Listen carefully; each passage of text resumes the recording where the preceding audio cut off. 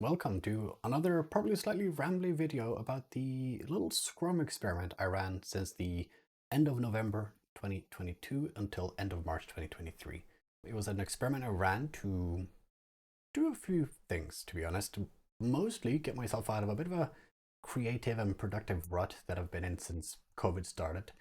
And also to, practice what I preach, get some material that I can use when I'm teaching and training and coaching others to show them what it looks like when I've done it, or maybe do it. And also to, you know, get shit done, quite frankly. So what I did was a Scrum experiment where I am a one-person business, so I'm a one-person team. I decided to use Scrum for 10 sprints to see what happened. And, well, why don't I just show you? So in front of you, you've got the mural where I captured everything. Now, it's not the original state. It looked a little bit different to begin with. I ended up moving to a slightly different product backlog and sprint backlog view. But on the whole, it looked a bit like this. So you had stakeholders, you had myself, both the product owner, developer, and Scrum Master. I don't recommend it, by the way. Very difficult. Well, we'll talk about the takeaways and learnings in a bit. I had a working agreement for when we did have stakeholders joining calls. I had the different sprints from the 22nd of November till the 30th of March lined up, 9 sprints in total, roughly 2 weeks each, some variance, as well as the timings for the different events. I made sure to visualize my product goal. This is not the product goal I started with, this is the next one. I made sure to have sprint goals visualized and show the progress of them throughout the sprints. And the product backlog was fully visible, as was the sprint backlog and the current state of it, as well as the definition of done. The definition of done is now split into parts of the, I guess you could call it now a Kanban board, a flow system that makes sure it ticks the relevant boxes for any of the work I do. As transparent as I could get away with. I also made sure to measure certain measures and metrics to kind of utilize evidence-based management in the experiment as well, with future value, current value, ability to innovate, and time to market, as well as some what I thought might be some leading metrics to help me get to my product goal. I'll talk more about those as well. But you can see here, I tried to baseline it based on the previous year, tried to get any data I could, and as you can see, for most of this, I didn't have any, because quite frankly, I weren't using any measures. So this was a good start to kick me up the butt to get using them. You can also see that some of them I ended up never figuring out quite how to measure, like customer satisfaction gap and on product index. I never figured out a way of measuring that for myself, but who knows, maybe in time I'll get to those. I do think those are important ones that I'd like to measure in the future. But what was the end result? Was it worth it? In short, yes. And if that's all you came here to listen to, is if Scrum worth it for a one-person team, sure. It was painful, it was rough, it was bit clunky, but for me it was worth it. And we'll talk more about why in a bit, but some other fun numbers you might be interested in was, well, we managed to get a total of 1,000 views on the website and content that I produced throughout the experiment. We've got 25 new YouTube subscribers. 48 posts on LinkedIn was created, not counting posts I shared from others. I also got 168 new followers on LinkedIn. I managed to run 2 of my own public courses successfully, and I took 13 days off because it happened over Christmas and I was dog sitting for a week as well. Part of the challenge to myself was to continue working at a sustainable pace, so I didn't really do any overtime as such, except when now and then the mood took me and I thought it was entertaining and enjoyable to do so it didn't feel like work. And I also found throughout this that website views is a very flawed metric. It's really not the measure and metric that I thought it was, and in the future I'll probably be changing it to visitors. That might be a better measure of what's happening. But what was the whole point? What was it I was trying to achieve with the experiment? Well, again, I was trying to get out of a creative rut, and I've been very fortunate in having fantastic clients and people I work with in my network enjoy the work that I do. So they ask me to deliver training on their behalf, either when they have too much or they can't do it themselves, and that's fantastic, and I'm very fortunate to have that. However, I always felt like I should probably make sure I'm not solely relying on others for my revenue streams. As a business, it didn't seem like that made sense. So I want to make sure I could get to a point where I could set up my own revenue streams as well. And maybe I can get to a fortunate point eventually where I can ask some of the people in my network to do some training on my behalf as well. That would be a dream come true for me, to be able to give back to the people who have helped me so much on my journey. So my first product goal was just to run my own public course, and I thought I could do that by getting 10,000 or more views on my blogs and videos. That's what I thought. And to run a successful public course, I need at least 4 paying students for the 2 courses that I was trying to run. And, not to spoil it, we got there. Not in the way I thought, but we did get there. So let's continue going through the numbers then. So I released 3 main kinds of content. I did live streams, I did videos, and I did visuals. And of course I posted on LinkedIn as well. And for each sprint I did create sprint goals. So for sprint 1, sadly I can't find that sprint goal anymore. It's lost in the void. It was on paper because I had it on my wall before I created the mural. So sadly I can't share it. But I did create 1 visual. And I remember I didn't meet the sprint goal for that sprint. For the second sprint, I had a different sprint goal. My focus then was on getting over 100 views on a scheduled course because I finally had them on my website.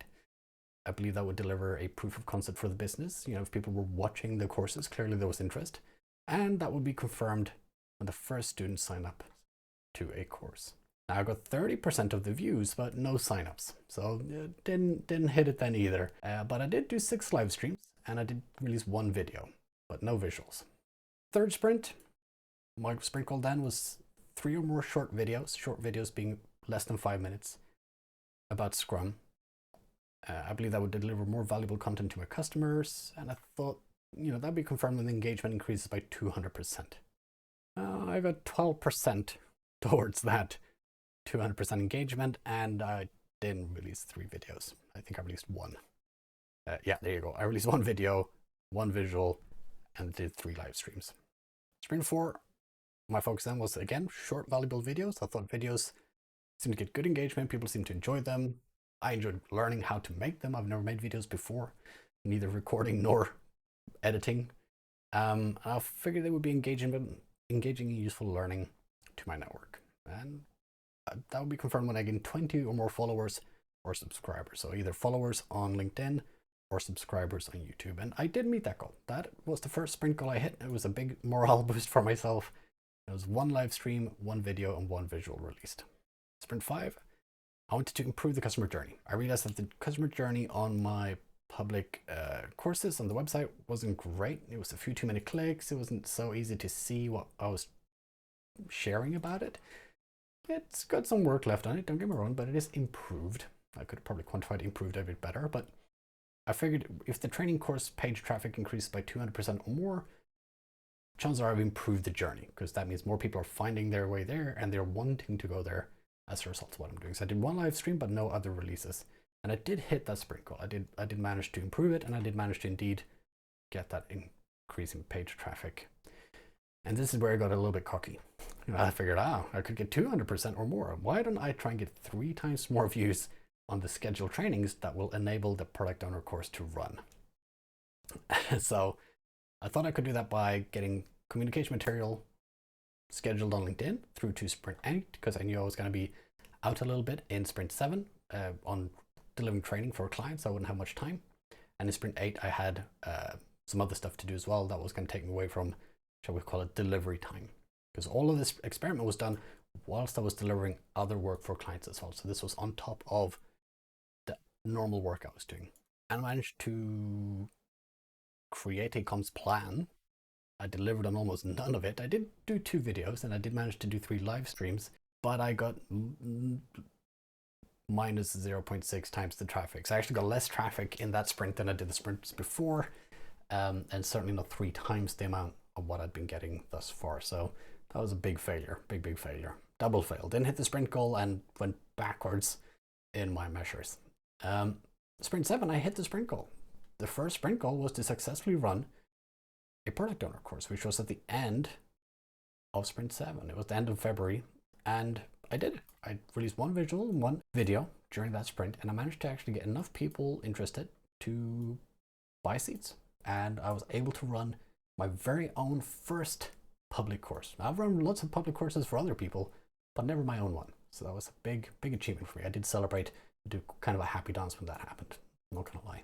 Sprint 8, well, I realized, hang on a minute, I've not got much time now. I've got another course that's supposed to be happening after sprint 8. So my sprint goal for sprint 8 was just enable the public PSM to be able to run. Kind of similar to the previous goal. It felt a little bit like a cop out. I wasn't super happy with the goal, but the reality is that was the most pressing thing, and I'd already achieved my product goal, and I hadn't actually created a new product goal yet. So sprint 8, I didn't have one.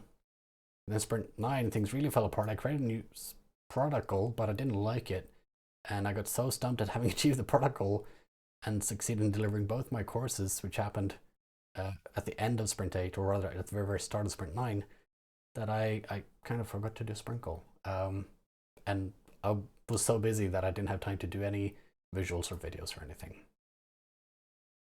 So what did the sprints look like? What did the experiment look like in terms of, shall we say, some numbers then? Well, engagement, views, and LinkedIn posts per day were some things I checked. Views being views on the website and on LinkedIn and YouTube. Sorry, the views are on the website and on my YouTube, and the engagement per day is across LinkedIn, YouTube, and the website. So engagement on the website will be people checking and downloading the blog posts and visuals that I created. And you can see there's a pretty clear correlation here between how many times I posted on LinkedIn, or posting on LinkedIn rather, and having more engagement, or having more views at least. Although engagement, that is to say people interacting with your posts, didn't necessarily increase with more posts. That was quite a fun one to see that. Yes, I got more stuff out the door around here, but that didn't mean that my posts were very good. So quality does matter. Quality does matter for my limited data set. And I wanted to do something fun. I'm fortunate enough to work from home, so my running costs for my business are very low, which is good, which is a good thing. I'm very fortunate in that. But I wanted to see, what if I had stakeholders that were paying me to do this, and they were paying for an office and salaries and materials, etc., for me to do all this stuff? What would that cost? And I figured, well, let me do that as 5 working days being a unit. So 5 working days is 1. This is the cost of 1. What would the return on investment be? And it compared to the baseline, similar, the average time period last year, how much would I have been getting throughout the training I was delivering, all the training, including the private stuff I'm doing? And then how about over the course of the experiment? Was it better or worse than the baseline from last year? And well, it's a little bit better. Some spikes here and there, but on the whole seem to be ending a little bit better, which I'm very happy with. I'm very happy with. Now, don't worry, I have not in fact made a loss, right? I don't have these costs. These are fake costs. But my challenge to myself is still get myself and the business to a point where this starts getting to the positive return investment. And to me, maybe that's a sign that I can stop being a single person team, and maybe I can get some support with some team members, perhaps. That would be quite nice, because this was all a lot to do on my own. So what did I learn from this experiment then? Well, I learned from the experiment the good stuff. To give myself artificial pressure was helpful. It was terrifying, because this mural, the YouTube, LinkedIn, it was all visible. I made it all transparent. It's going to remain transparent. This is all going to be here going forward for people who want to look at it. For if you want to share it with others and use this as an example of how to do it or how not to do it with Scrum, please do. That's exactly what I did the experiment for, right? I learned a lot about video editing, digital drawing, and streaming. Some of it, most of it, is probably going to be useful in the future as well, but it was certainly interesting and challenging. Getting feedback on the content created was super, super valuable. It was very, very uplifting. And in fact, if I pair that with this one, terrible at communicating Scrum events in good time, yeah, it's not a strong suit of mine. I did not have a lot of stakeholders joining my sprint reviews. Probably not because there was an interest. When I managed to communicate it in good time, I did have people joining. And I got beautiful, fantastic feedback, which I was very grateful for. However, most of the time I would communicate it very last minute, which sucks. If you want to see my sprint reviews, I did hold most of them. Some of them I did forget because, well, I'm not very good at balancing both things, okay? That's part of the learning I had. But you might find them interesting and maybe even entertaining. And I work much better against goal when I feel there are people that I'm accountable to, right? I feel accountable to the people who receive benefit of any delivered outcomes. And in fact, if I want to put it in a more morbid way, for my brain, it works best if I just have in the back of my mind, a sense of guilt should I not get it done for the people waiting for it. Right? So if I have someone I feel is waiting for the thing I'm doing, a little bit of guilt, it helps me be more accountable for my work and make sure I do it even when I'm bored. even when I don't want to do it. What's the not so good? Well, it takes a lot longer to get a visual and or video done than I expected. It took me a long time to get my sprint plannings to a reasonable state. That's for sure. Kept overcommitting to stuff. I say committing. I kept putting too much stuff in the sprint backlog. My sprint calls were my sprint calls, but yeah, it took me a while to figure that out. Again, very bad at communicating the Scrum events in good time. I did the plannings on video on live streams, and I did the reviews on live stream. Some of them I kept up, some of them I didn't, because sometimes, yeah, if no one joined, it's always so much fun listening to me talking to myself for 15 minutes, right? I learned how much effort it takes to get a public course off the ground. It's a lot of stuff that goes into it, more than I expected, but I also learned that I can do it. So maybe it's on both sides. I can do it, but it was definitely difficult. I need to do my brain of kindness, improve my physical and mental health. For those who don't know, I live with ADHD and depression. Mental health can be a tough one for me sometimes. And I've learned through this that when I'm kind to myself and I look after myself, it shows in the work I do and how much work I'm able to get done. So definitely something to keep doing, keep looking after that, keep working on it, build that into my sustainable pace. I will need some help with this stuff. There's far too much of this to do well on my own without working infinite overtime, right? If I want to get as much stuff done as I'd like to, I will eventually need to get some support, which is something I'm looking into in terms of getting some help with the website, getting some help with some of the marketing, the things that, maybe I can do them, but either I'm not very good at them and or I don't enjoy them. And then hopefully over time, I can maybe even get someone to join the team permanently. That's the goal, I think, is to actually be more than a single person team. And the ouchies, well, I definitely had the wrong mindset around marketing and sales. It's improving. It is improving. I always felt like I was inflicting sales and marketing on people. But the reality is, just like I enjoy hearing about certain things and I like being sold certain things, I'm sure other people feel the same about my products, my marketing. They enjoy hearing about it. And I need to keep that in mind. Will everyone like it? No, of course not. But not everyone's looking for my services, my products. And that's okay. It's for the people that do that I need to do my marketing and sales for, right? And it can be very lonely to do the work on your own. Being a single person team, or I think it's some people call it solopreneur. I'm not a huge fan of that. It sounds a bit corny. It can be very lonely, especially during COVID, working from home, right? It can be very isolating, especially when you're struggling to get feedback. But doing this experiment has helped me, one, get a much better feel for why that is. And for me, it's very much the lack of feedback, the lack of back and forth. And it's also cemented that I need to keep doing the sprint reviews, but I need to communicate them better. I need to figure out some way to automate the communications and scheduling of my sprint reviews so that I, one, get people joining, and two, definitely hold myself accountable for running them properly, because I do think there's real value in that. So what are the next steps for me then? Well, I'm going to continue with the regular feedback loop cadence. I just need to figure out that cadence. It's probably not going to be as strict on the sprints as before, so technically it's not going to be Scrum, because I'll be breaking the time box quite frequently with the sprint length and the timings of the events. And the reason for that is simply because I am not at a stage as a single person team again, and I know I keep mentioning that, to turn down work for the sake of running my sprint reviews or my retrospectives or my planning. I'm hoping that I'll eventually get to a point where that is indeed feasible, where I can say, yeah, you know what, that's a beautiful piece of work, but I've got my sprint review to run and I need to do that because that is actually more valuable than taking on that piece of work. But until then, I'm going to be flexible. So it's not going to be true Scrum. It's going to be Scrum-ish. It's going to be Scrum, but the regular feedback loops of doing regular retrospectives, doing regular sprint reviews, doing regular sprint plannings will continue. And in fact, I've already got a sprint goal in place, and I've created a new product goal twice now. I created one, I didn't like it at all, and I created a new one that I like better. And I even thought of a little vision, which I'll share eventually, I'm sure. I'm still mulling it over if that is truly the vision I want. I'm going to keep creating content. I really enjoy that. Videos, visuals, live streaming. Definitely going to keep doing that. Measuring my performance. Yes, doing the measures, having something to quantify the results of what I'm doing was super valuable. I'm kicking myself that I haven't done it for all this time, but it was, one, surprisingly easy, and two, not so surprisingly valuable, right? It was very powerful. And I'm going to continue providing transparency over the work I do. It's something I've always wanted to do, something I've always aspired to, is just be very transparent What is it I do? How do we do it?